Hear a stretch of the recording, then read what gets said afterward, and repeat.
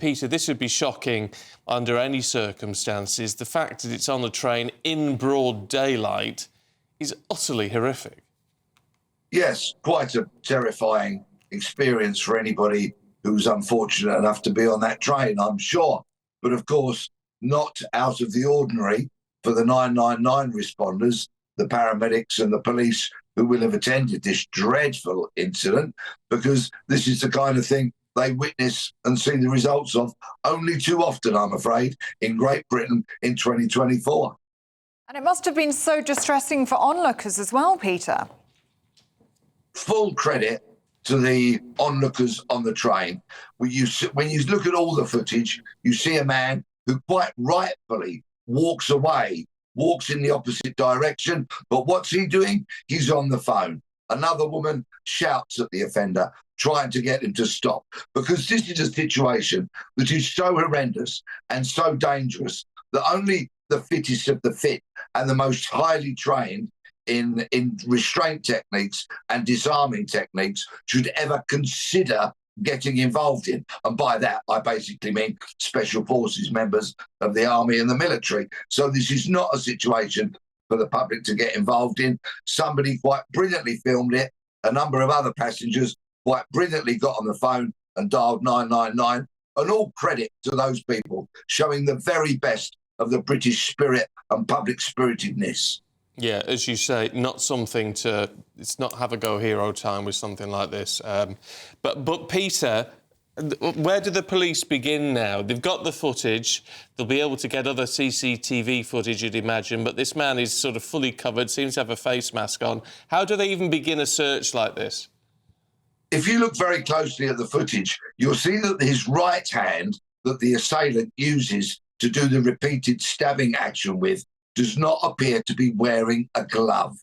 Now, this quite potentially will bring a lot of forensic opportunities into play.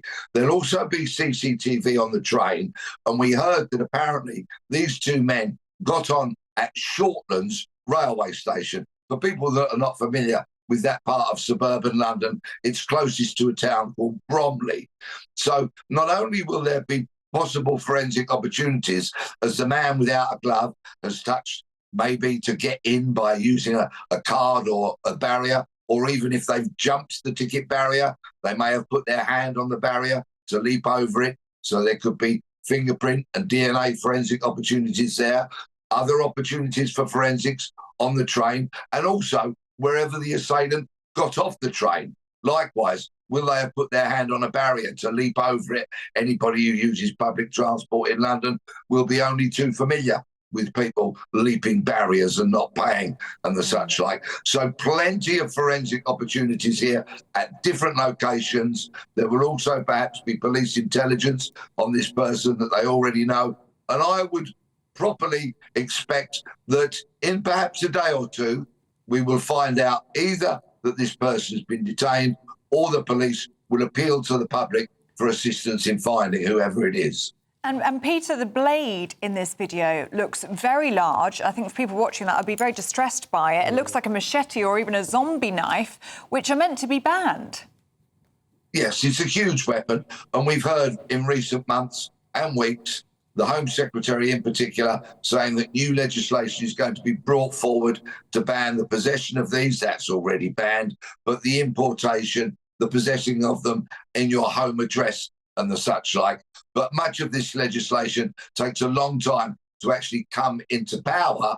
But of course, it's blatantly obvious to everybody there are a raft of very serious criminal offences being committed during this incident.